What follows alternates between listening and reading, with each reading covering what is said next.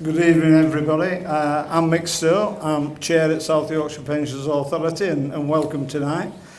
Just to let you know that there is no fire alarms, but if one goes off, exits are through that way and through the door that you came in.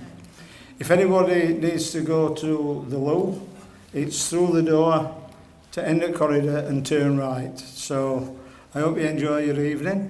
As you know, it's our annual general meeting and we do circulate it around different parts of the area. So it's first time I've been to this venue, but quite impressive. But to introduce the people with the lead and to speak tonight, we've got George Graham to my right, Fund Director, and we've got Jason Bailey, who's Head of Administration. Proposal is that George will take our organisation, our investments, progress on pooling and investing responsibly, and then Jason will be looking towards serving our customers and then the scheme changes. We have got a number of questions already come in through email, which we will respond to at the appropriate time. Hopefully there will be time for any questions from yourselves in audience and we'll take them as they come. So without ado, I will now hand over to George to start and look at our organisation. Thank you. Thanks, Mick. And thank you all for coming out tonight. Inevitably on these things, we end up finishing when it's dark and cold and starting to shower. So we'll hopefully get through this and let you understand what's happening with your pension fund. So, we keep saying at these sessions every year, South Yorkshire is unique. We are unique. We are a pensions authority. We're not a council that runs a pensions fund. We're a local authority that runs a pension fund. We're a local authority in our own right. And we've been a well-performing pension fund and we've been very good at what we do, but we haven't been a particularly healthy organisation. And we've been doing a lot of work in the last 12 months to address that. And that's not as a result of doing that work, as a result of natural turnover, people reaching retirement age. There's been a degree of change in the senior management team. So the senior management team of 4, 3 of us have been there 18 months or less. In March, we approved a new corporate strategy, and that corporate strategy is intended to focus our work better on serving our customers, but also in developing our staff to serve our customers better. Lots of our policies and procedures have got a bit out of date, so we need to refresh them, bring them up to date. It's not terribly exciting work, and it's consuming a lot of the agenda for members of the authority, who've shown great forbearance in dealing with that, but it's very necessary. And we're putting, as I said, a lot of focus on our workforce and on organisational development and training for them. And we moved house after more than 30 years. So we moved from Regent Street to Gateway Plaza, which looks over Barnsley. We're on the 8th floor. Now, if any of you have moved house after being in the house for a long period of time, you can imagine what moving an organisation like ours after 30 years was like. The amount of paper that was disposed of was quite considerable.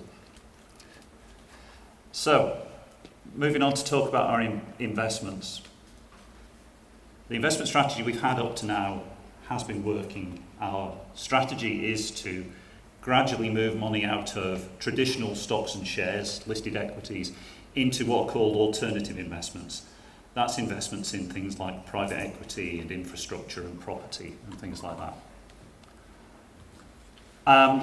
The performance of our farms portfolio and the performance of some indirect property funds. So this is where we invest in a property unit trust or something like that. Now, we have some investments in overseas property through those structures. They got badly hit by the global financial crash and haven't recovered, so they're detracting from performance, as are the farms. But the rest of the alternative portfolio and listed equities, traditional stocks and shares, performed very well. And during the year, we also agreed a position in relation to local investment. I'll talk a bit more about that later. Okay, so graph time. Whoever's talking about investments always gets to talk about graphs. So that graph sort of explains what I've just said. That's the performance over the last 12 months of the different types of asset within our portfolio. So real assets, which is the really big tall white bar, that's our performance is the white bar. The performance target for the particular type of asset is the black bar. So real assets, which is infrastructure by any other name, significantly outperformed, as did private equity, which is venture capital and things of that sort, massively outperformed. Listed equities, which is the far left as you look at it, outperformed significantly in the context of that asset class. Okay. So, oops, press the right button. Sorry. What was it about your performance then? How did you structure it differently to the benchmark to make such a... Right. So, the best example of that is for real assets and private equity, for those things, what we do is we invest in a fund being raised by a fund manager. So we picked some very good fund managers who've performed very well. They happen to have chosen some very good investments. For the listed equities, that's where we invest in stocks and shares. Now, until last July, we did that ourselves. We had a team of people who did that, and I'll talk a bit more about that in a minute. So what we get there is our team, now the team that belongs to Border to Coast, have been very good at picking the right stocks and shares. So that is stock selection, as the jargon has it. They've picked the right stocks and shares as opposed to other managers. So if you look in our annual report, there's a list of the fund managers, and in a minute I'll explain who manages the money for the fund.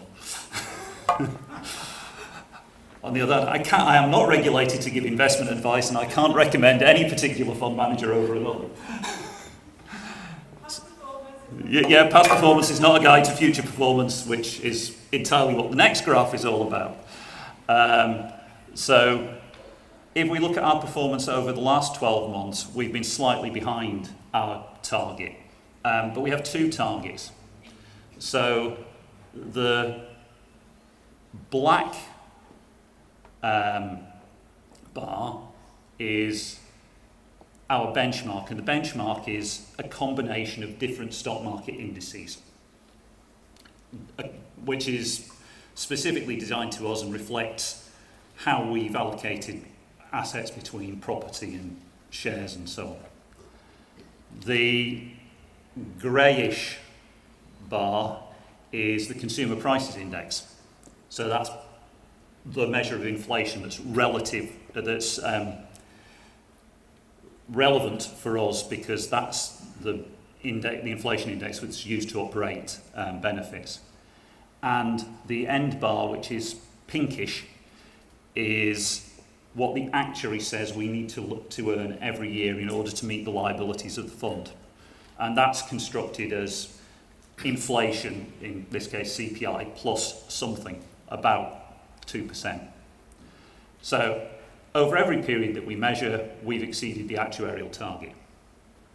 So basically, the actuary says that's how much we need to earn to make sure the fund is fully funded. We've done that. Jobs are good. Over longer periods, we've outperformed. Now, in the last year, we have slightly underperformed the benchmark. The reason for that is something I talked about at this meeting last year. over the last 3 or 4 years, the fund's seen a very significant increase in value because equity markets, stocks and shares, have gone up and up and up and not stopped going up. Now, we've done things to capture the benefits of that, so we've taken profit, if you like, by moving money into different types of assets. But what we didn't want to do, and what members of the authority didn't want to do, was for us to be in a position of losing those gains, because that would have been significantly detrimental to the funding level of the fund, and that has a big impact on employers. And the employers in the fund, whether they're councils or universities or schools, are all under different sorts of financial constraint, but they're all under financial constraint. So we took out an insurance policy, if you like. Now, it's quite a complex insurance policy because it involves us buying various forms of options and derivatives in the financial markets. But essentially, we protected ourselves against losing money between a 5% and a 30% drop in the equity market. But in order to do that and not have to pay a premium for doing that, we gave up gains above 14.25%. So that insurance policy did what it was meant to do, but it's a slight drag on performance at the total fund level, and that's that difference you can see there, which is actually about 0.5%. So, progress on pooling. Back in 2014, I think it was, George Osborne decided that there were going to be 8 regional sovereign wealth funds made out of the local government pension scheme. We've actually got 10 investment pools, which from a pension fund point of view is a far better place to be than a sovereign wealth fund.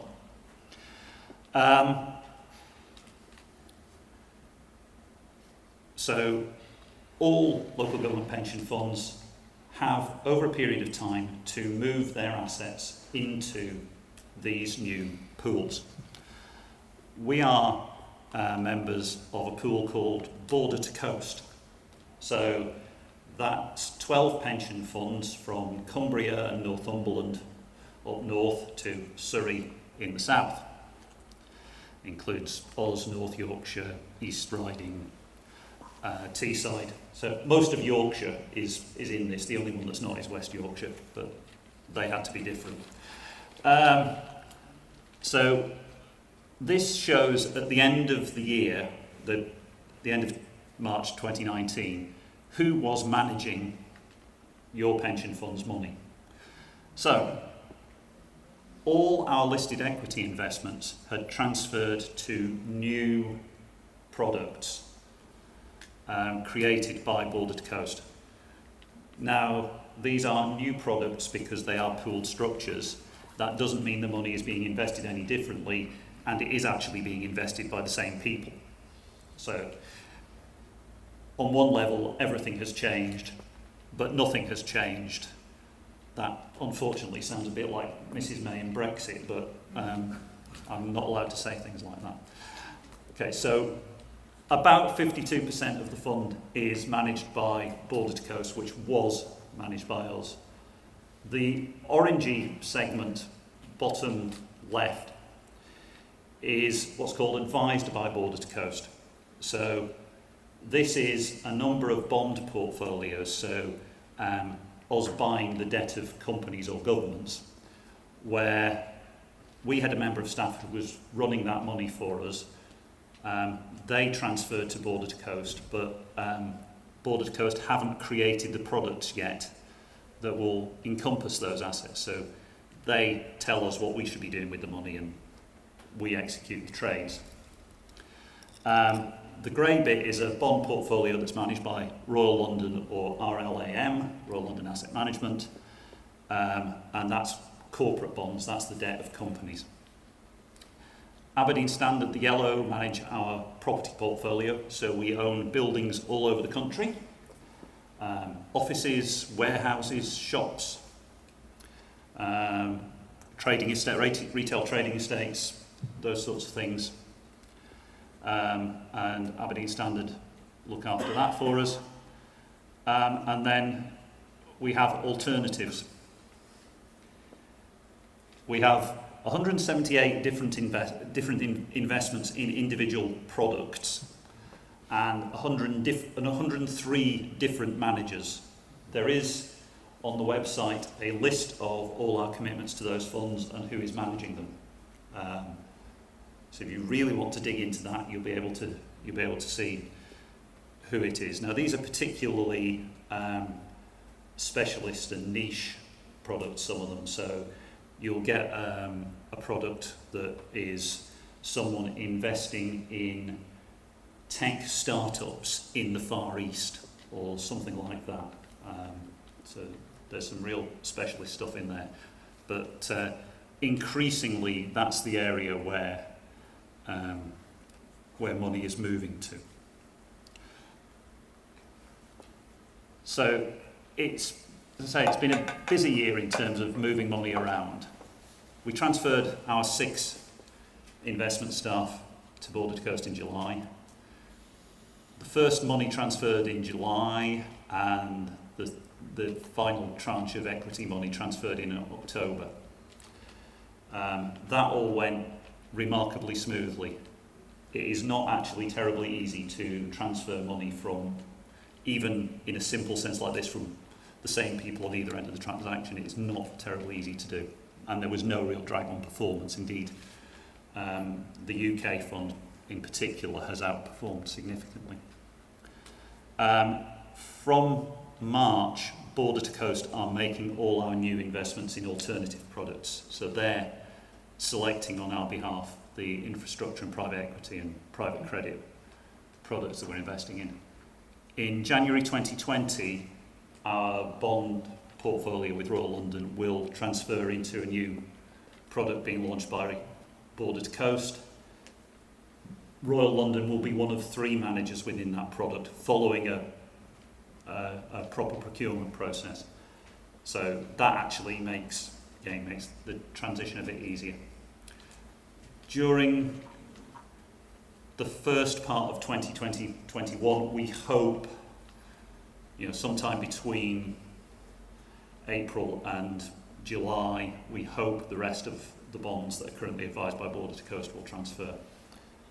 The property portfolio that's managed by Aberdeen Standard will be later, possibly 2022, maybe 2023, we are not sure.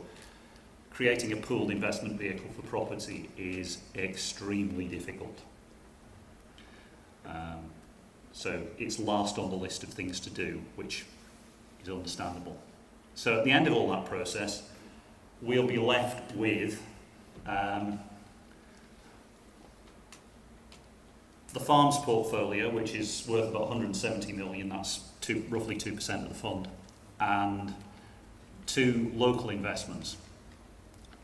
That's once all those 138 investments in the different alternative products we have at the moment have reached the end of their life cycle. Those are generally investments that operate over a 10-year life cycle.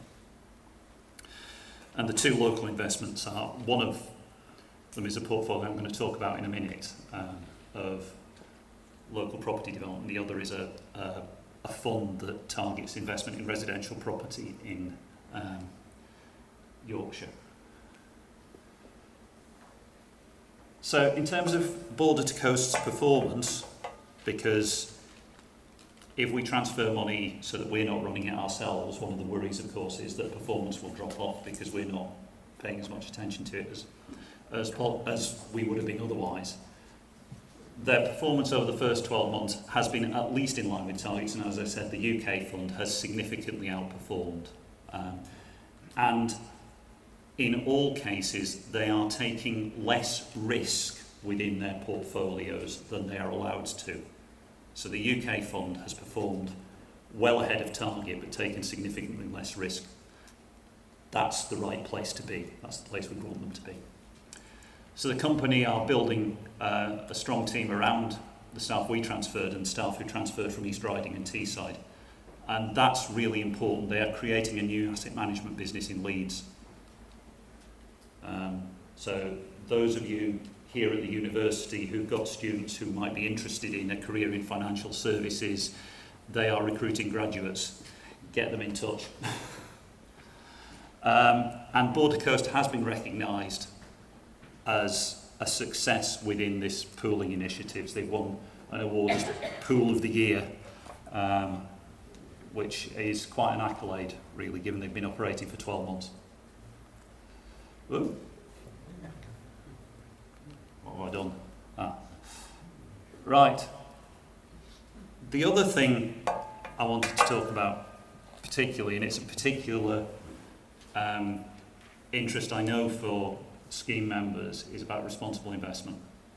And this is a big issue for the authority, something the authority takes and has always taken very seriously. We have a reputation within the local government pension scheme as being leaders in this field. That's not something I can claim any credit for. It's something the people who came before me have built up, and I'm simply standing on their shoulders. But Unison and Share Action recognised the strength of our policy framework in these areas. We were third of the 91 or however many pension funds there are in LGPS in terms of the score they gave us for our policy framework in this area. And despite the fact our investments are pooled, this is an area we, as the Pensions Authority, remain responsible for. So we're taking a number of key initiatives as part of our review of the investment strategy, which we have to do this year because we've got the valuation of the fund happening this year. And that includes looking at the impact of holding or not holding tobacco stocks in our portfolio. Clearly, local authorities are responsible for public health. It's somewhat of a challenge to be investing in tobacco stocks if you're responsible for public health, and we're not directly, but it's a challenge for our key stakeholders, and we need to recognise that challenge and take on board what they're doing. But we can only make decisions based on the financial interests of the members of the scheme. So we're looking to see, if we took a decision to do one thing or the other, what would be the impact on the financial interests of the members of the scheme. And we're also going to look at what impact on our investment strategy various different climate scenarios would have. So if the world hits the Paris Agreement scenario and achieves the two degrees pathway, what will that mean for our assets and liabilities? Similarly, if we don't, and the world continues to get warmer and all the nasty things that we think will happen if that happen, what does that mean for our assets and liabilities? And it affects our investments in some ways, but actually there's as big an impact on our liabilities because demographics will change if the world continues to get hotter, or indeed if the world cools. So all of those things are things we need to think about when we're designing the investment strategy. But a key part of investing responsibly is how we vote our shares. So when you own shares, you get rights to vote that go with those shares. And those rights are important. They're the right to vote on directors, on auditors, to approve the accounts and reports. And you can have shareholder resolutions which ask companies to do particular things. And there's coverage in the press this week of a resolution that Border to Coast supported on our behalf at BHP Billiton about their involvement with trade associations and lobbying.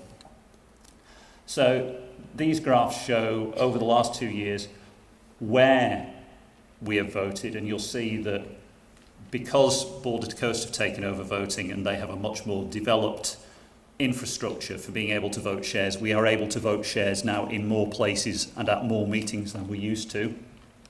That is a really good thing. We are now able to influence the behaviour of companies in Asia, which we weren't able to do before. And then the second graph on the right, as you look at it, shows where we supported management or opposed management. And there's a slight reduction in the amount we've opposed management, which is actually to do with the fact we're now voting in more places, and the way management behave in different places is driving that. But we have the 12 funds who are involved in Border to Coast have an agreed voting policy. So we want to see boards that are made up of independent non-executive directors. We have a definition of what means independent, and if people don't meet that definition, we vote against them. Those sorts of things. We want to see diversity on boards, whether that be gender diversity or ethnic diversity or diversity of thought, and we will vote to support those sorts of things on boards. Can I ask a question? Yeah. Sorry to interrupt the flow. You answered one question, which was what happens if Borders to Coast or other funds in Borders to Coast don't agree? Do we vote with two heads? I guess not, from what you've said. And then the other one is in terms of the general engagement with companies. At what point does an investor, a large investor such as us, or Borders to Coast, decide that engagement hasn't worked and look for an alternative way of dealing with it? So, in terms of the first one, there is a provision in Border to Coast's setup that allows them to vote shares in two different ways. So if we had a particularly strong view on something that was different to what everybody else had, then we could vote differently. And you will very often see fund managers voting in two ways, because they run money for lots of different people, and they don't do that. And we've got a question at the end about fund manager voting, but it has not happened so far, and it seems unlikely to happen given the discussions we've had, because we continue to evolve and define those guidelines and the policy. In terms of the second question, which is about when do you give up with engagement, in essence, we're doing some work which will form part not of this year's review of the Responsible Investment Policy Framework, but next year's review, which actually sets a definition on that. When we start any engagement, Border to Coast do this, and we have to agree the process with them. When you start any engagement, you should set a desired outcome and a time scale for achieving that outcome. And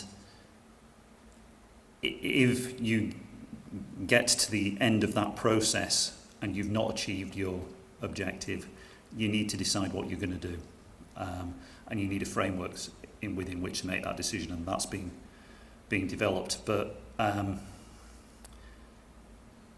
Nest, who some of you may have heard of, who are the largest pension scheme that operates in the auto-enrolment space for defined contribution scheme, they've taken a decision not to invest in tobacco companies at all, based on investment having had its day in their view as far as tobacco companies are concerned.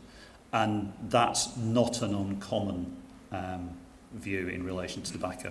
Now, they also made a financial case for doing that that fits in the case of their fund, and that's partly why we're looking at the same case in relation to tobacco. But if you can only get so far. Can I make a question, please? Because it seems to me you're 20 years behind the time on tobacco. We even legislated about where tobacco could be used over 20 years ago. You really should now be heavily into obesity and things such as armaments. I'm appalled that my money is sometimes being used to bomb people in the Yemen. So why does it take you so long and you're still dithering? Yeah, I think there are very different things. we invest in arms companies because, and we invest in any company because there is a good financial case and financial return from doing so. Arms companies do have particular characteristics that make them a worthwhile investment throughout an economic cycle. And tobacco companies traditionally have delivered the same and have delivered very high dividends within that. And because we have to focus on the financial returns, there is a limit to what we can do beyond engagement. Now, arms companies, we might not like what the end users do with those arms, but arms companies, in selling arms to Saudi Arabia in the case of Yemen and to anybody else, are acting legally and acting with the sanction of a government. I might not like it, as officers or individuals as members, we might not like it, but they're acting legally, and we can't, we would be subject to legal challenge if we disinvested from a company that was acting legally on the grounds that they were acting legally. So it's quite a difficult position to be in. We do talk to companies. We talk to companies all the time about what they do through Border to Coast, through the Local Authority Pension Fund Forum, and through other people, and sometimes ourselves directly. I hadn't actually produced these statistics before I did this presentation, but we invest across what's called we engage across environmental, social and governance issues, ESG. And strangely, our engagement activity has come out broadly equal between the three categories. I was somewhat surprised by that. So environment and climate change is probably self-explanatory. We want companies to be working towards their transition plan away from a high carbon economy to a low carbon economy, that sort of thing. We don't want companies using single-use plastics, that sort of thing. Can you name me one company that has ever challenged a public sector pension fund about its stance? It wouldn't be a company, it would be a scheme member, and scheme members have challenged pension funds. The Scargill case against the miners scheme is the case law in that respect. Corporate governance is about board composition, board directors, reliable accounts, which is a very big issue. And social issues is things like executive pay, treatment of the workforce, that sort of thing. All of which, and we have seen change in this year. We've seen some big companies move in the right direction. Whether they've moved fast enough is a matter of opinion, but they have moved. Okay, so we're also doing some positive stuff directly. We're trying to focus our investments in a way that achieves some impact, if you like. And the first example of that is what I talked about. We've agreed a position in relation to local investment. So we've agreed to develop a portfolio of £80 million worth of loans to support property development in the Sheffield City region. And the first of that is a loan which supports the development of 52 low-carbon homes at Little Kelham in Sheffield. There are 2 or 3 other projects in the pipeline for this allocation. Now, these are genuinely commercial loans. This is not us just giving money because it's Sheffield and it's a nice thing to do and it's a good thing. I'll come to you in a minute. Yeah, so somebody mentioned earlier on, and these being built and designed and built on the ones that were being built in Norwich, the council halls, the on the television, on the news of the week. I don't know if there's a relationship between the company that's doing it. It's a Leeds-based developer who. So it'd be private housing, is it? This is for market sale, as far as I'm aware. The developer will have a requirement to provide affordable housing within their planning obligations, but that's not something we're involved in. We're involved in providing development finance. The point I'm making is this: these were council houses built down in Norwich, and the government stepped in and said, no, you have the right to buy them. So it's the point of building these houses is so climate, up to date. You only have to put the heating on twice in all times of being it. But what's the point of building houses, social housing, to be sold? But that's a question on government policy, which isn't something we can deal with now. It's a perfectly valid political point, but it's not a point for me. If you want to talk to Councillor Stowe or any other councillor afterwards, I'm sure they'd be very happy to have a debate with you about housing policy. We can't put that rider in on the loan. It's a matter of law whether social housing has the right to buy. That's not something we can do anything about. Another example of this, and I quite like this one because it has the delightful image of the Las Vegas Strip being powered by a solar power station that's owned by the South Yorkshire Pensions Authority in part.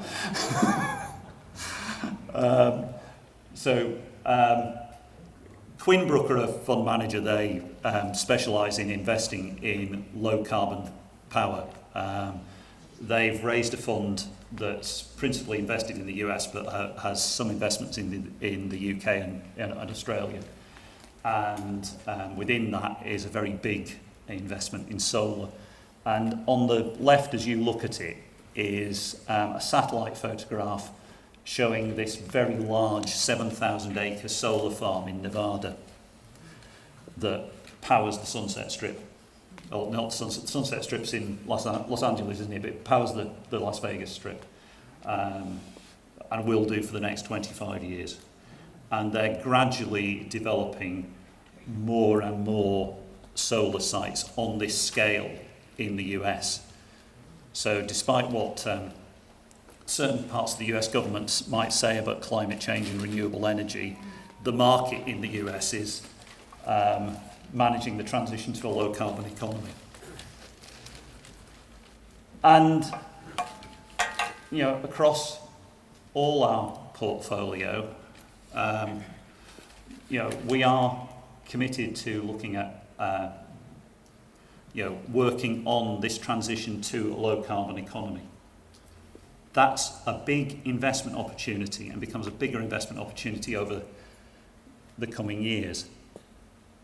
The problem for us as an investor is that you can't really, it's more difficult to invest in that. You can't really invest in those areas through buying traditional stocks and shares.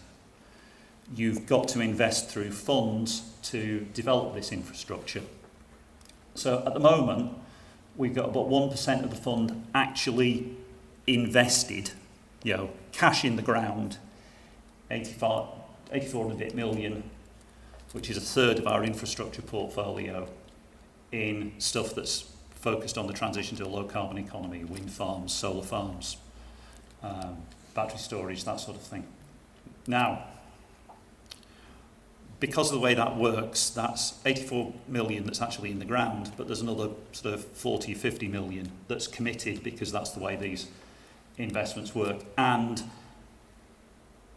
the figure that's actually in the ground will be higher because there's bits of other fund investments that we can't identify because we invest in these at arm's length, if you like. But for us, it's very important to invest in making this transition to a low carbon economy. And it is a sort of political statement because we believe it's important, but it's also a political statement for South Yorkshire because as a place, and you cannot separate a local government pension fund from its place, South Yorkshire was subject to what you might call the unjust transition from one sort of economy to another. What we're trying to ensure happens as an investor is that there is a just transition to a low carbon economy. And that's very important for us in how we do investment and how we approach companies we invest in terms of their transition to a low carbon economy. So we don't want people just to shut plants to get to a low carbon economy. Okay, so that's my bit. We'll come to the questions at the end, or the other questions. I'm sure there'll be some. Jason's going to talk about what's been going on in the way we deal with you as our customers. Thank you, George. If you need an incentive to get through half an hour's worth of listening to me talking about administration, just a reminder that there are going to be refreshments at the end at 7 o'clock. And as George says, there will be an opportunity to return to speak a bit more about SYPA's investment approach. But I'm going to change tack slightly now and talk to you a little bit about some of the work that our teams at SYPA have been doing in the administration space, and a little bit about how we've been performing as an administration team, some of the things that we've been asking our customers, that's you as our scheme members, are about, and a little bit about what's going on in the wider LGPS world and some changes that are on the way. So I'm just going to start with a bit of context, I guess, as to why we are where we are. This is a graph that shows our membership numbers year on year. You can see that our total membership has gone up progressively every year. And as at 31st of March, we're up to 160,000 members. So that includes active members, deferred members, and pension members. That's an issue for us, as it is for all LGPS funds, because we've generally been operating with the same number of staff, but yet our administration requirements and our membership numbers go up all the time. We have recognised that, and we are doing some work around improving our staffing numbers, but we also need to be aware that administration costs are an important part of the work that we do, and we need to keep those in line with the wider world. Why are membership numbers going up when actually all the evidence suggests that our government is being cut back? A number of reasons really. Partly it's because everybody's living longer, is an obvious one, but also there's been a change in the nature of work in the public sector, much more in terms of short-term contracts, much more in terms of our deferred members increasing as jobs chop and change. That naturally leads to an increase in our overall membership. And as you can see from the table there, that's not going to change anytime soon. We expect our membership to continue to grow at the same sort of rate that it has been. Similar graph which shows the number of employees we have in the pension fund. Only 4 years ago it was 320, and now it's just about to hit the 500 mark. A lot of that is actually down to the conversion of schools to academies. When a school becomes an academy, moves out of the maintained sector, it becomes an employer in its own right. So those numbers are perhaps a little bit deceptive because it's the same members that are just transferring to a different employer. But what it does, from my point of view, it does recognise that there's an awful lot more work we need to do. The more employees we have in the pension fund, the more work there is in terms of collecting contributions, and the more people we have to deal with, and the more potential for things to go wrong. So in that context, how are we doing in terms of dealing with our customers and our caseload work? The top row there is an indication of our performance against what we call our priority cases. So that will be people that are retiring from the pension scheme, claiming the benefits, and also how we deal with people that sadly pass away and we have to deal with their next of kin and their dependents. Our performance there has increased year on year. It's not 100% where we'd like it to be, but we are progressively improving our performance. We we lived for a number of years with a lot of issues around the administration system that we were using. I spoke a bit about that last year. I don't need to talk about it anymore. We've moved out of that now, and we're heading in an upwards direction. In terms of the overall casework, there's been a slight drop in our percentage performance this year, but I put an asterisk there, and that's because we spoke last year about the fact that we have a large backlog of what we call aggregation cases, so people that move within local government and that start additional jobs and jobs stop and start, and the complexities that's involved in that since the new scheme came into being in 2014. What we did last year was we started a large project to clear that backlog of aggregation cases, and the bottom slide there, the bottom row, shows that last year we actually cleared 6,000 of those cases, and we cleared another 4,000 this year. In fact, we're pretty much through that backlog of work now, and that will have a massive impact on our performance longer term, now that we've got over that particular hurdle that was sort of hanging around us for a few years.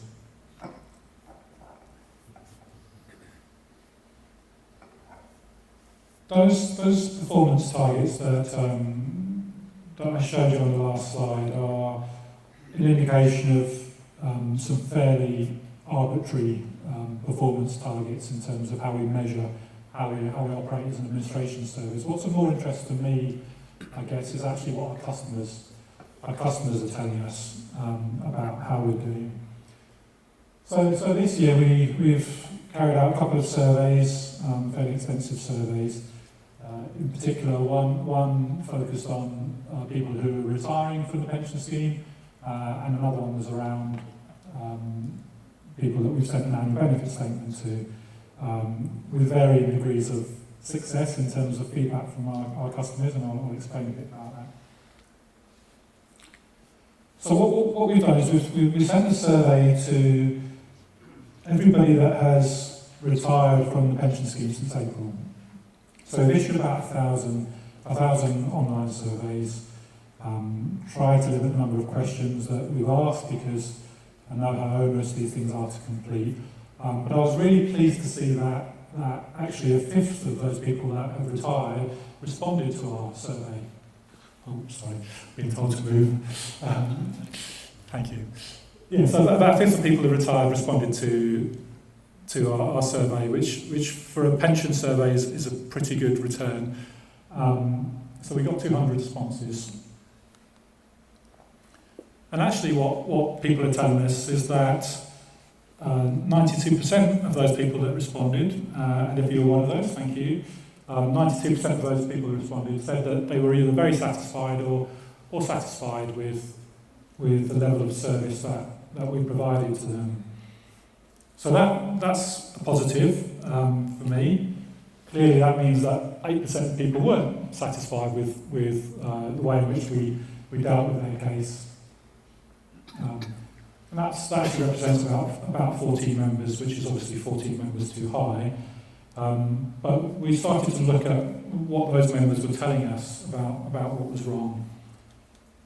And in the main, they were due to delays that were experienced, which were outside of our own direct control. So that's delays with employers sending us information we need in order to pay people's benefits. So that's a flippant answer for me to say, okay, well, it's not our problem, we'll forget about that. But actually, what we really need to learn about is what is that telling us about our processes and how we're engaging with employers. So just as an example of what one of the scheme members said, they said, well, you didn't communicate with me about the delay that was at my employer. Clearly that's perfectly reasonable response, and we have amended our processes to make sure that where there are delays, where possible, that we do actually keep people informed of what the reason for the delay is. That's an obvious point, one that was missing from some of our work. But the other thing we've done is actually to look at the picture more widely and to say, well, clearly some employers are having problems with the requests for information and their requirements in order to provide us with that information to allow us to pay people. So one of the things we've done as part of a much wider restructuring of the administration service that has been carried out over the summer is we've appointed 2 specific engagement officers to work with our employers, and particularly to work with those of our 500 employers that are having problems with dealing with what at the end of the day are statutory requirements. That each of those 500 employers in the fund has to provide us with certain information, and there are very strict timescales about that. And if necessary, we have an administration strategy in place that allows us to penalise those employers. Now, clearly, that's not our preferred approach. What we want to do is make sure that employers are performing as we would wish, and as importantly, that they understand exactly what it is that we need. So we have two new full-time staff who are going to be working from next month on engaging with our employers going forward.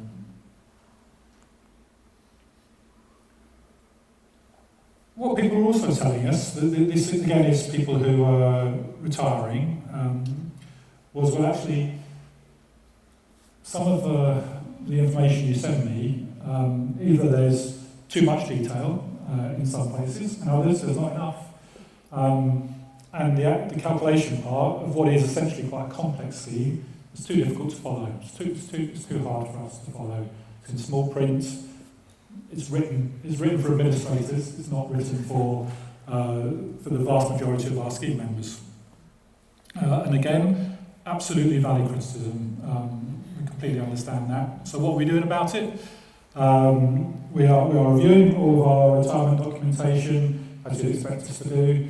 But perhaps more importantly, we have a focus group of willing volunteers from all spectres of our membership who work with us from time to time. And if anybody here is interested in being our first focus group, please do see our colleagues at the end.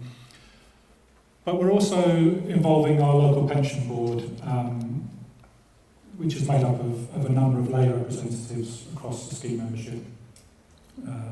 And they're going to help us with some of that work as well. One of the things I found interesting about what our retiring members were saying was that a couple of them said, well, I was told I'll be invited to a meeting to discuss my case, and because I didn't understand the figures, probably because we didn't set them out very well. But they said, well, I wasn't given that invitation. So clearly that's a communication issue there with our end, because we do publish in all our documentation the opportunity for any of our members at any time to attend an appointment with a member of staff.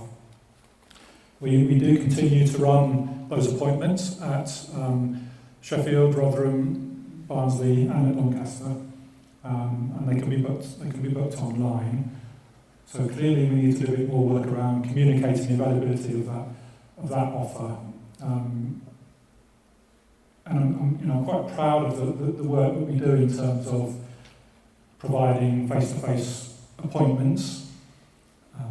It's something that a number of LGPS funds more nationally will struggle with, but it's something that we've continued to do. Clearly not everybody needs to or wants to come and see us, but where they want to do that, it's a complex business where they want to do that, and they are very welcome, and will continue to be.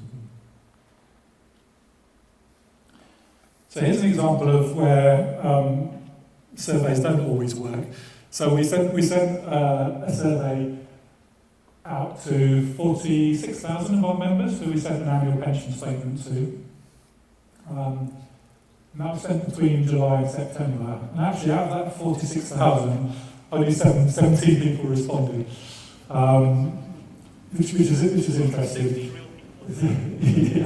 Yeah, George is probably one of those 17, so you can discount him. So either that means that everybody's entirely happy with the annual statements that we send, which would be great. However, we know they're not, because some of the comments that came back said, actually, I found it very confusing. Some of the information wasn't accurate, and it needs to be simpler. That bottom point is one that, as administrators, we really struggle with. Because year on year, we've tried to make our benefit statements as simple as we possibly can. People have potentially 3 different tranches of benefits. To try and present that information in a way that is meaningful and simple to understand is quite difficult. So I do take some heart from the fact that we got such a low response rate. If people were that unhappy, perhaps more people would have complained to us. But clearly, there's a little bit more we need to do to get things right. And we will, as the year goes on, we will continue to issue surveys and engage our members in understanding what we can do better. So moving on, any of you that attended last year, we made a few points about what we thought was coming up in the LGPS world, what's coming up in the administration world. Most of it turned out to be wrong, as these things usually are, when you try and predict what's going to happen in these changing times. Last year, on the left-hand side, I spoke about the fact that the LGPS had a cost-sharing mechanism built into it, which means that if the overall costs of the scheme go outside of a particular set cost envelope, then we have to take action to bring the cost back into a more affordable overall cost bracket. Now, last year I said, well, actually what's happened is that the cost of the scheme have gone down, so naturally the benefits payable to scheme members will have to go up. And that was the plan. Everything was going along merrily. Those changes were going to happen in April, and then we got this court judgment, McLeod judgment, which I'll talk about in the next slide. And that put paid for the cost sharing mechanism for the time being anyway. But I'll talk about why in a minute. The second thing I said last year was that there was a real issue with tax relief in pension schemes, particularly for people who don't earn enough to pay tax, because they don't benefit from any tax relief. And that was an issue that we thought the government was going to look at. Look at it, they may have done, but they haven't done anything about it. So nothing's happened there. The only possible change in terms of taxation of pensions is a government consultation on the annual allowance, which generally affects high earners. And that was really driven by the complaints from the consultants and doctors in the NHS. You would have seen lots of articles in the press, I'm sure, about the impact on their pensions and the fact that lots of them are leaving the service because of tax penalties. So the government's doing some work on what that might mean in terms of amending the annual allowance. But actually the annual allowance only affects a very small minority of our scheme members, probably about 200 or so a year. The other thing we mentioned briefly last year was this proposal to restrict termination payments to 95,000 when people leave local government employment. And that was relevant not because most people get a severance or redundancy payment of 95,000, but because that 95,000 was due to include the costs of paying pensions early, which is an indirect cost, but it can actually be quite expensive and can cause probably a lot of sort of middle earners, not just high earners, to breach that cap. That cap's still not in yet. We thought it was going to be in. We've been saying that for about 3 years, but we now understand that the government proposes to bring it in from April next year.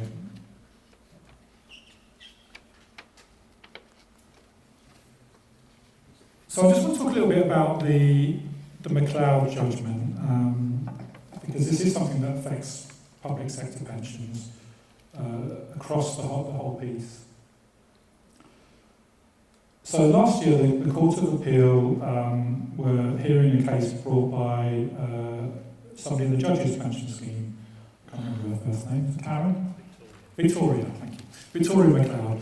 And she was arguing that that the changes that were made to public sector pension schemes back in 2014 for the LGPS, but in 2015 for all the other schemes, so the firefighter scheme, the teacher scheme, police scheme, and so forth.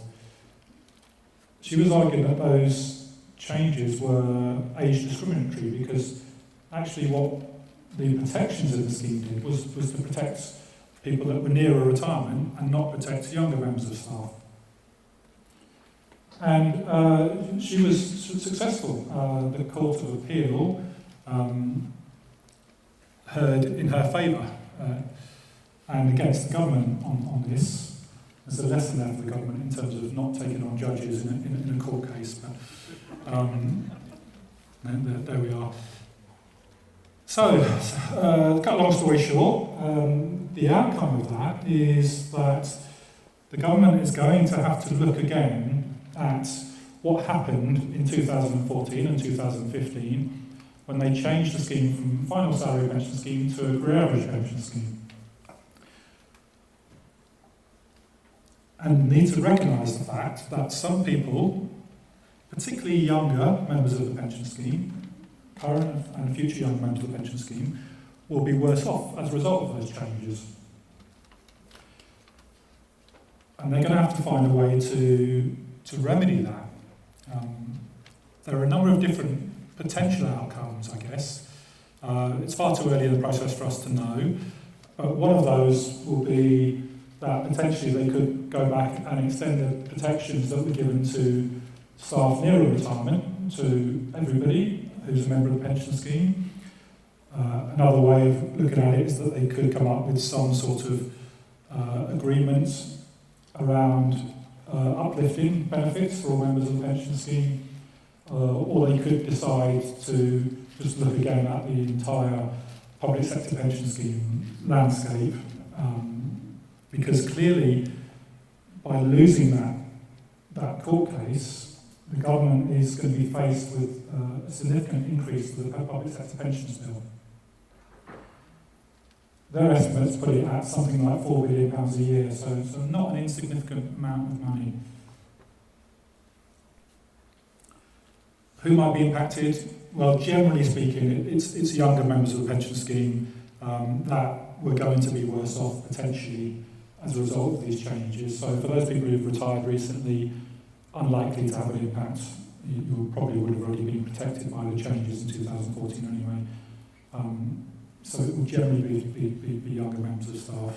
But they do stand potentially to gain in the long term. And the bottom one there says how long will it all take? Who knows is the answer to that. The first case is going back to the Employment Tribunal, which is where the case originated from.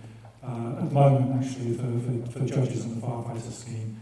And then after that, there will be a long set of negotiations between the government and the various representative bodies of those public sector organisations to work out what on earth we're going to do with all of this.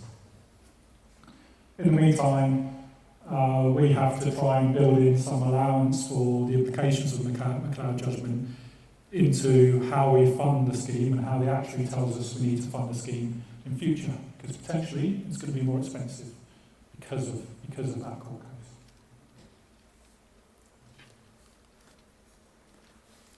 Okay, so last year I spoke a little bit about some of the work that we are doing in terms of our online portal and trying to direct more of our members to engage with us online. It's obviously the way of the world these days.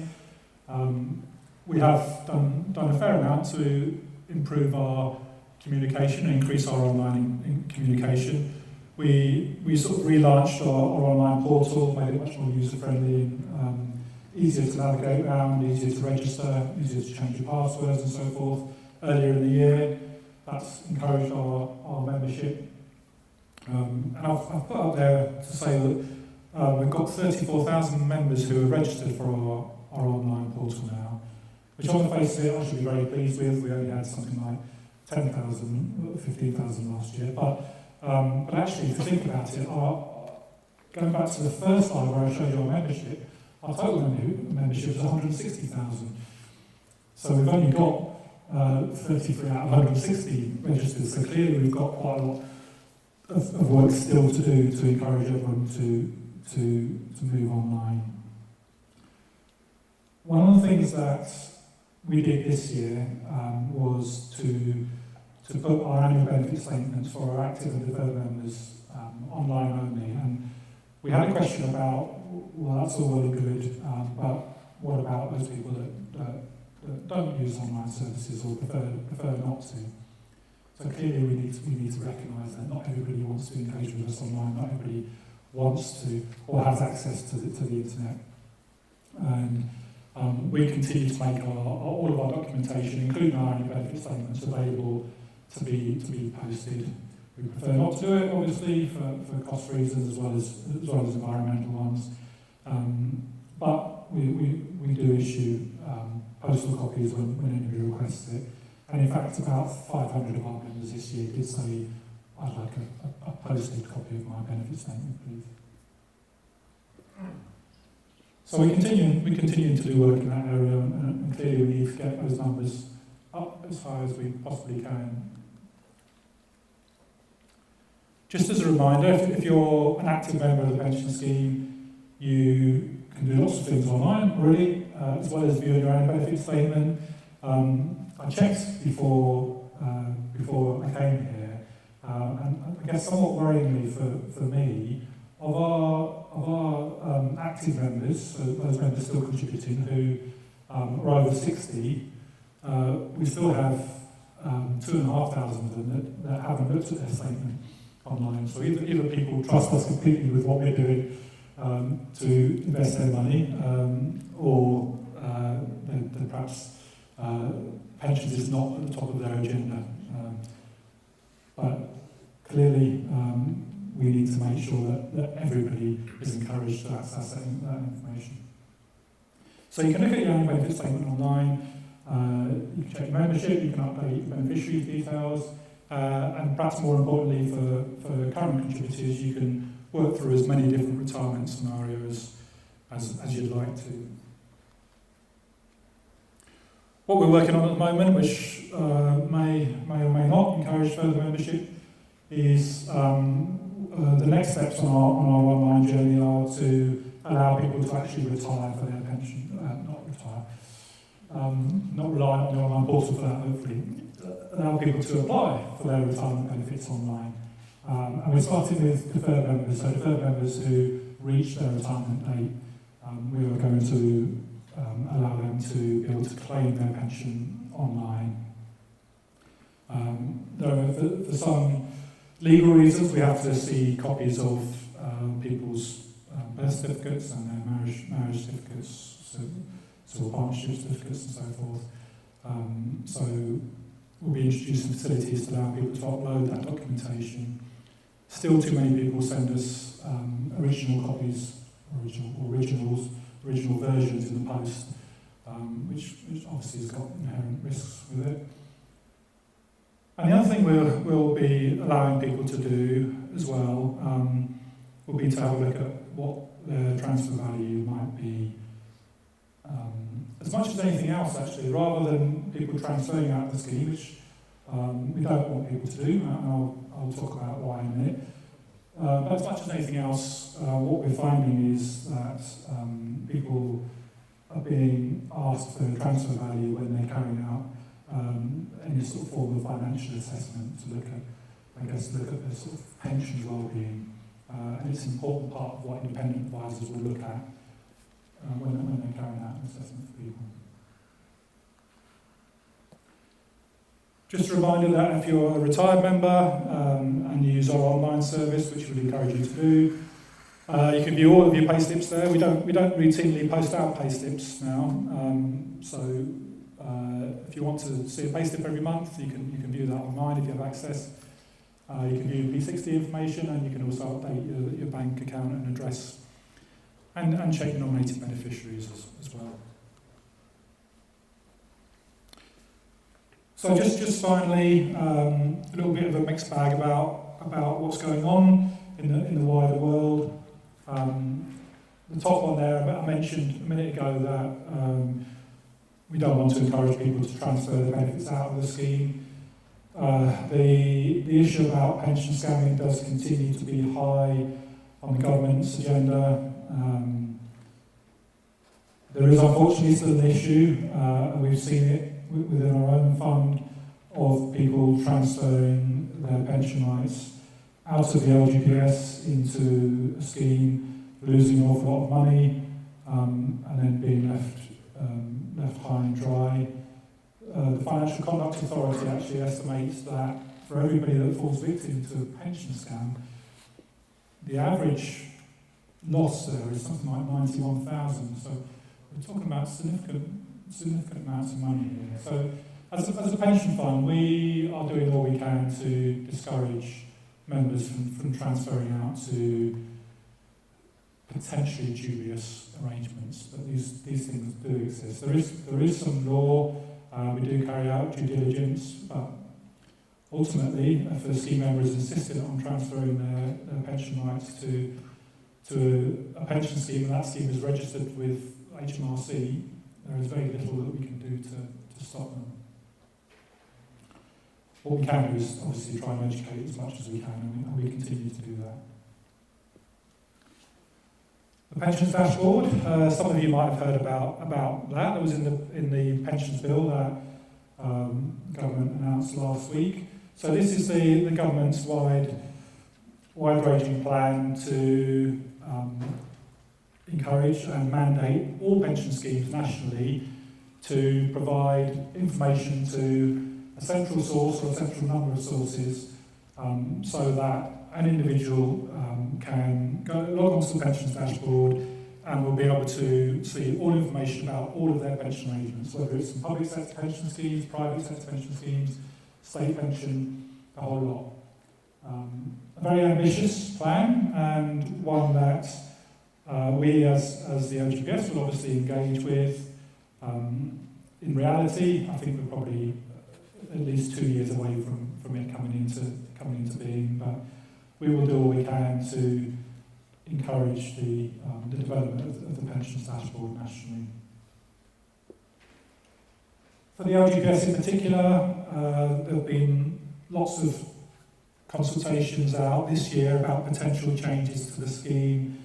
So, to give you a few examples, one of the consultations was looking at whether further education colleges in future would be mandated to require non-teaching staff to continue to pay into the LGPS. There have been consultations about changing the valuation cycle from 3 years to 4 years. Some potential changes around protections for staff who are transferred out to private contractors, increasing the protections there. A number of things that we've been consulted on this year. Unfortunately, I thought I was going to get through the whole presentation without mentioning the B word, but of all those consultations, none of them have actually come into legislation yet. The government's lawyers are obviously busy elsewhere, but we expect to see some changes to the scheme over the next 12 months. And then finally there, but just because it's topical, and the CPI was announced this week, or towards the end of last week, increases to pensions from 2020 for the public sector schemes will be in line with Consumer Prices Index, so that'll be 1.7%. Okay, I think that the slides are circulated, so we always include our contact details. I'm going to move into the question session now. So we've got a couple of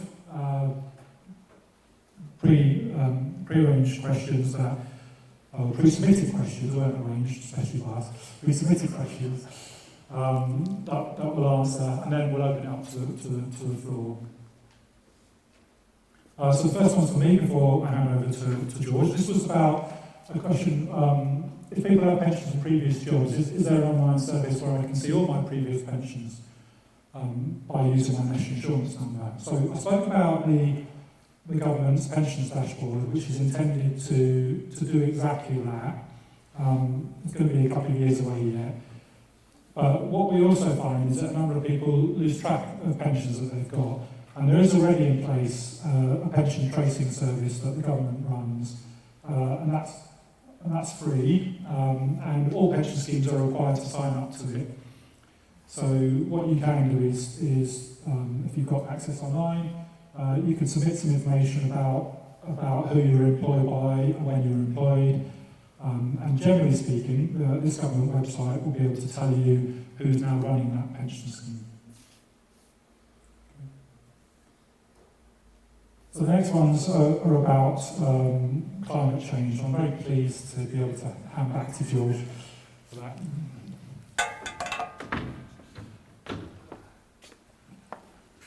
What isn't up there is the other question that was actually submitted in advance, which I'll answer as well, and I'll deal with that one first, which was, what is our largest single investment in a company? And the easy way to dodge this question is to say, well, all our investments are effectively in unitised products, so we don't actually have any investments, but that's just to dodge the question. Our largest single shareholding, if we had conventional shareholdings, would be in HSBC. It's about 70 million. And if you look in the annual report, there's a top 10 holdings in each of the different asset classes is in the annual report. And we do that with the company's logos, so you can see that. HSBC rather than any other British bank, because it's an international bank rather than purely a British bank.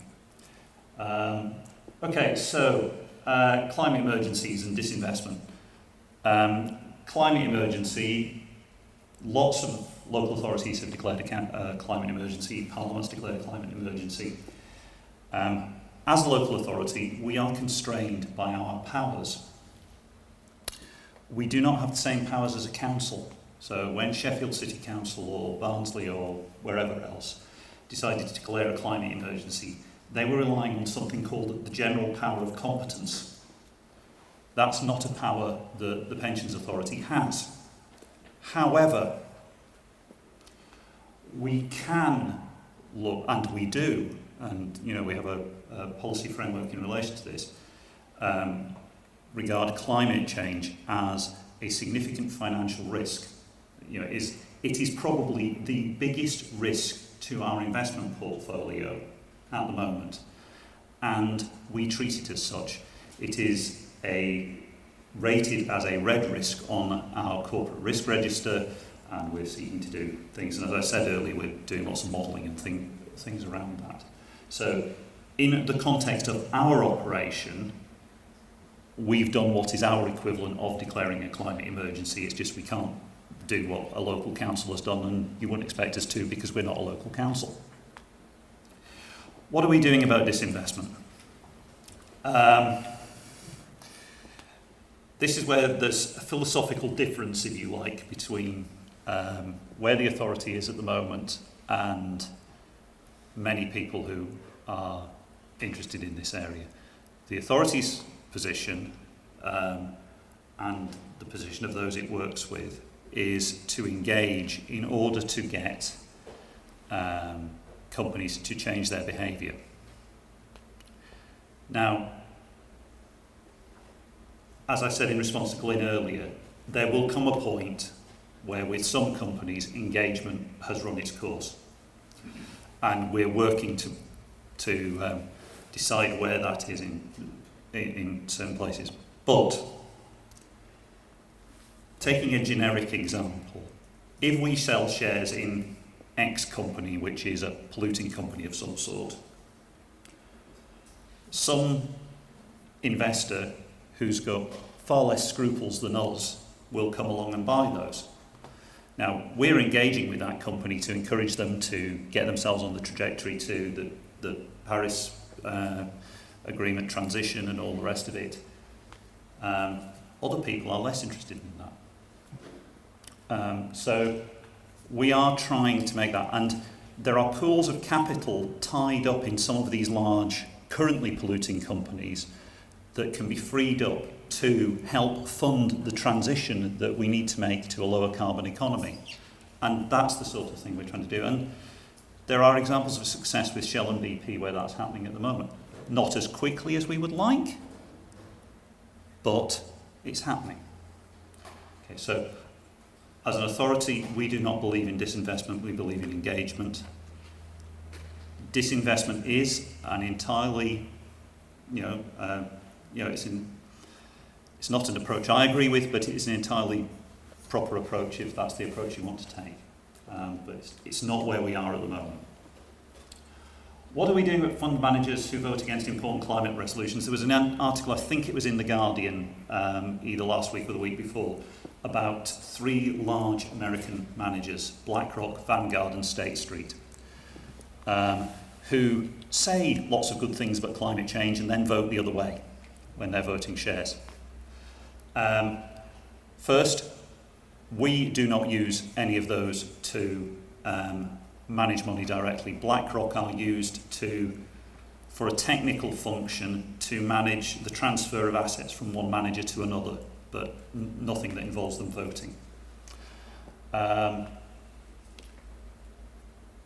The products that those 3 managers largely sell into our sort of marketplace are what are called passive products. So you buy all the shares in the index in the same proportion as they are in the index. You just track the index. So if you've got a unit trust that's labelled a tracker, that's that sort of product. These 3 companies are very, very big in that sort of product. BlackRock is the world's largest fund manager. It is absolutely enormous. So we don't use them, but also we don't use passive products, which they do. Any product that we invest in, now through Border to Coast retain the voting rights. So even if BlackRock were managing it, or any of the other 2, Border to Coast would actually be voting the shares. So it wouldn't be subject to that. But through the Local Authority Pension Fund Forum, where this issue was discussed a couple of weeks ago, LGPS funds collectively are beginning to engage with fund managers about this. It is not acceptable behaviour. In the same way as we will not accept companies saying they support all the right things on climate change and then supporting lobbying groups who are lobbying in exactly the contrary way, we will not accept fund managers doing the same thing. People don't have to just talk the talk, they have to walk the walk. And that's what we're about in that. Now, that's all the questions we had.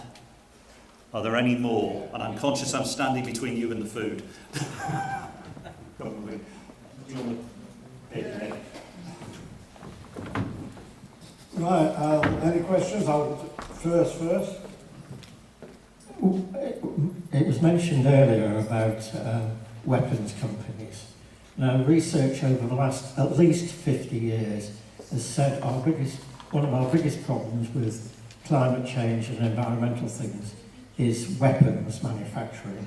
So I think you should look at whether you should divest from weapons manufacturing online with your performance as you are with tobacco and other things, because it's certainly, if you look at research, that's one of the biggest problems of weapons manufacturers using up the world's resources.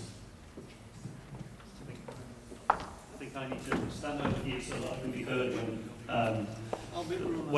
I'm on the video. So the question was about we should be disinvesting from weapons manufacturers because they contribute to climate change. I don't know about the research that you mentioned. I'll take your word for it. We are, through Border to Coast, looking at policies in relation to specific exclusions, arms being one of them, one of the potential ones over the next 12 months. So it won't come in this review of the policy, but come in the next review of the policy, whether we decide to do something about it. It was partly driven by the Yemen thing that someone mentioned earlier, but there are a number of other areas where lots of fund managers are beginning to develop exclusions for particular reasons.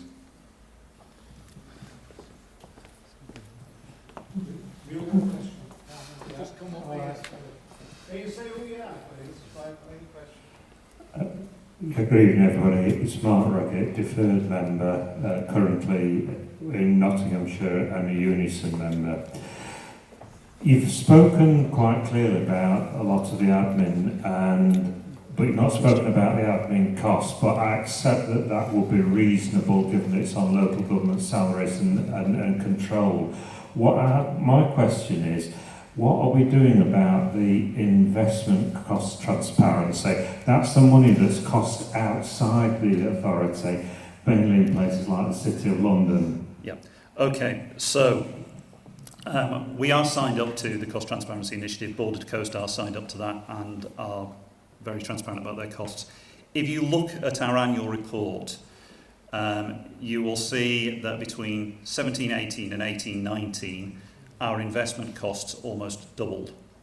That's as a result of improved transparency from managers, because we've been making sure they tell us exactly what it is. Now, those were costs that were always there.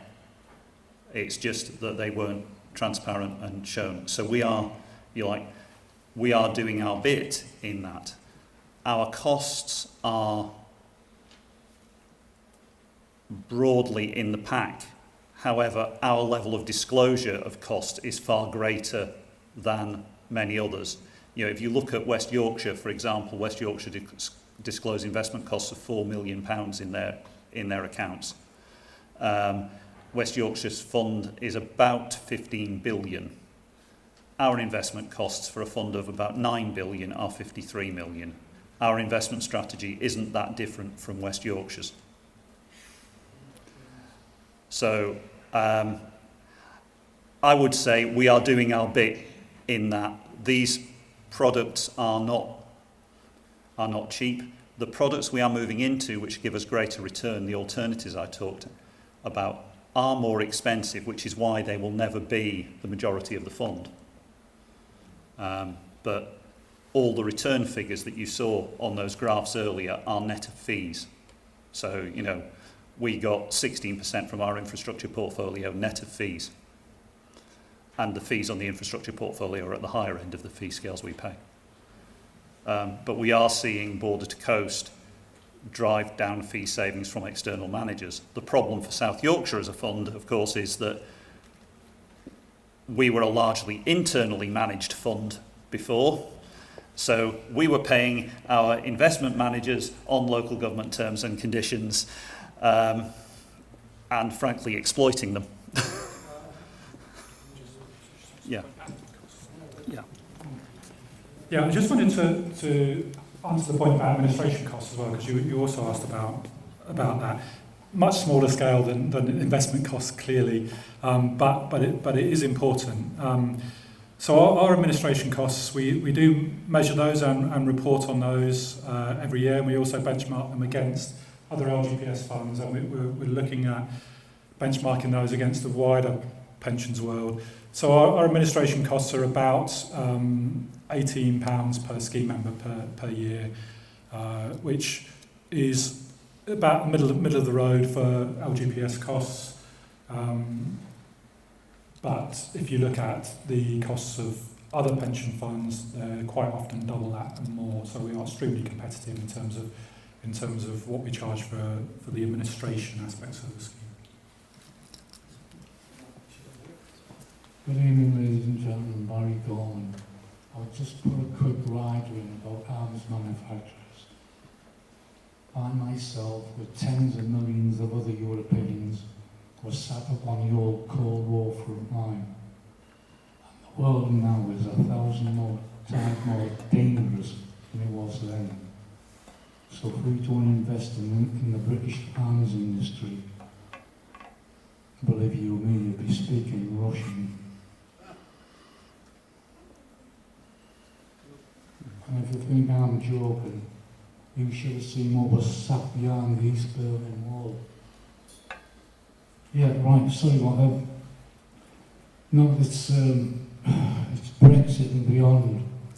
It's machines versus people versus profits. You see, people pay taxes, stamps, and also contribute to pensions.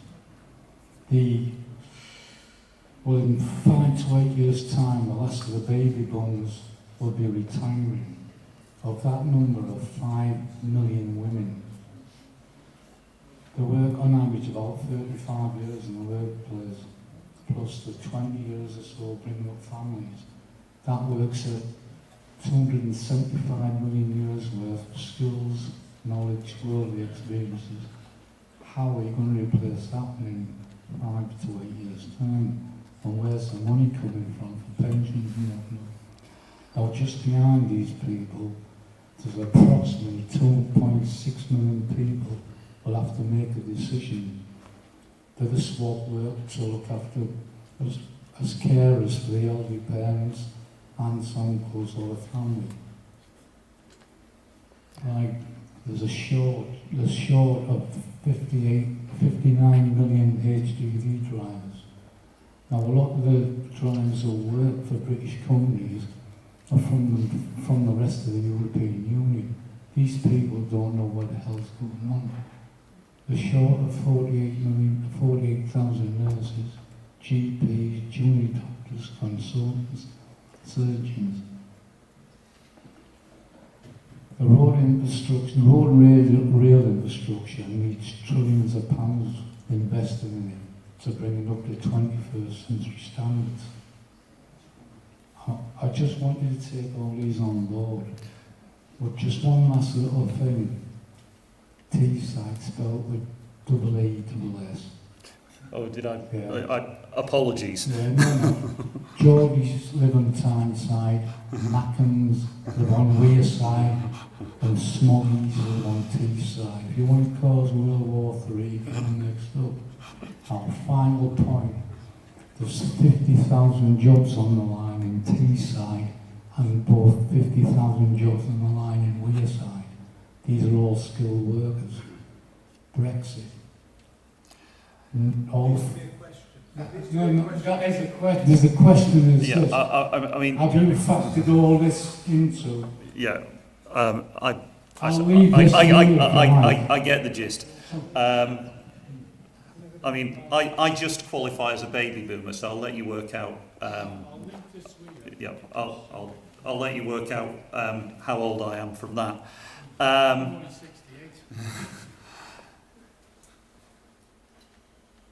There's a whole raft of points you were making, most of which are issues for national politics in terms of solutions to the problem. And it wouldn't be right for me as an officer of a local authority to comment on those things because they're political judgments. However, all of those things, one way or another, affect the investment environment in which we are operating and we're investing the assets of the pension fund. So we do take account of what Brexit might do to market uncertainty, what it might do to, in the short term, particularly fluctuations in the value of currencies, because there is the potential in certain scenarios for there to be a very significant fall in the value of the pound. In other scenarios, the value of the pound might go up, but that would affect the overall value of the pension fund because a significant proportion of our investments are held in dollars or euros.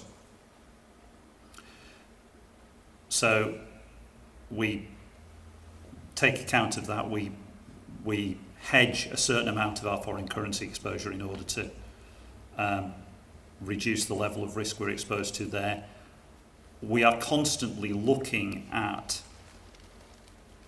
whether we should rebalance the fund away from particular asset classes, so out of equities and into bonds, or out of bonds and into other forms of investment, in order to manage the risks that we're exposed to by participating in the financial markets. Now, given that we look after £9 billion, near enough, we can't not be a participant in all different segments of the market, because if we put all our eggs in one basket, we would frankly be being negligent. So we take all that those things into account. We take advice about what might happen, what the different scenarios are, and try and plan for those scenarios and deal with them. But some of those issues also create opportunities. So there are very significant investment opportunities created by the transition to a low carbon economy, for example, but also increasing automation. As we have fewer and fewer people of working age, we need to automate more and more. Therefore, robotics and automation present investment opportunities. So that comes back to that old thing, every cloud has a silver lining. We try and find those and invest in those, and that's where a lot of the money that's going into these alternative investments, private equity and infrastructure and so on, is going into. So, while I can't answer your very wide point, I mean we do take those things into account in coming up with our investment thesis. Okay, thanks, George. Thank you very much. There's no one's indicated any more questions, so I'd like to... One more over here. My apologies. But I will tell you we are on a time limit because school's at 7. We've got to vacate this room at 7:30. I don't want anybody getting indigestion. Hi, I'm Dr. Dimline and I'm a current member in Sheffield. I've just got a question about survivor benefits in the scheme. Because I've noticed in the newsletter there's a section about it. If I could just read this bit out. If you marry after leaving the GPS, the survivor's pension paid to a widow of an opposite sex marriage is based on your membership from April 1978. The survivor's pension paid to a widower of an opposite sex marriage is based on your membership from April 1988. The survivor's pension in a same-sex marriage is based on your membership after April 1978. Why the difference with the widower's pension? That's a good question. So I can give you a number of different answers to this. I guess a bit like none will be the one that you're hoping for, I'm afraid. But they're all correct in a way. So the first rather flippant answer is we just have to administer the regulations that are passed by Parliament, so it's their fault. Now that clearly is not helpful, but that is the fact of the position. So if the rules of the scheme as they exist and as set out in that leaflet are something that you disagree with, it is a political issue and one that is best raised through your MP. Having said that, in terms of what's likely to happen with survivor pensions and the differences, we are very aware that as different regimes have built up and as the schemes evolved and changed over the last 30 years, these sorts of anomalies have developed in the LGPS. And the Scheme Advisory Board, which advises government on LGPS issues nationally, is trying to convince the government to create an equal playing field for all types of survivors' pensions in terms of the calculation of benefit. So it's not an issue that's unknown. It is known. I guess my third point, and one which is a bit of a note of caution really, is that one of the possible outcomes of the McLeod judgment I was talking about earlier is that the government might look to get rid of all survivors' pensions in the LGPS and public sector schemes altogether, which solves the issue in a different way. So that's not it's not a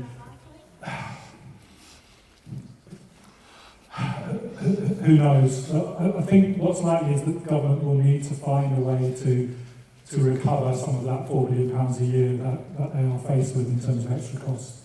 And they have to do that somehow. Part of that might be to make scheme members pay more in the longer term. Part of it might be to look at the overall benefits package, which includes things like survivors' pensions. So I don't know. It's too early to say, but it's a possibility, which doesn't solve the issue in the right way, I'm afraid. It is. Yeah. I want to take this one as last question, unless anybody's going to burn this subject. It's a very short one. David Pershing, a retired member. There was an implication that in moving from local government salaries to border to coast, the investment specialists would be earning much more. I just wondered if they were cute enough to avoid being caught up in the recent fiasco with the Woodford Fund. Yes, they were. None of the funds in Border to Coast were involved in Woodford. They haven't. Some of them have received some pay rise for additional responsibility, but actually their salaries haven't gone up massively as a result of moving. And you know that impacts how long that position is sustainable for. I don't know. And one of the advantages for the authority of transferring the scheme to Border to Coast is that Border to Coast is able to grow a wider team around them and succession plan. They've taken on 6 or 8 graduates in their first year to grow the next generation of portfolio managers and so on, which we could never have done. It would have been nice to have thought that we could have done that, but we never did. So we now have a situation that's sustainable. Thank you. Right, thanks, George. Thanks, Jason. That was very good. I'd like to thank everybody for attending and everybody for participating. It's gone well. Food's arrived, food's available, so if people want to make their way to the back or not, it's your choice. And thank you very much.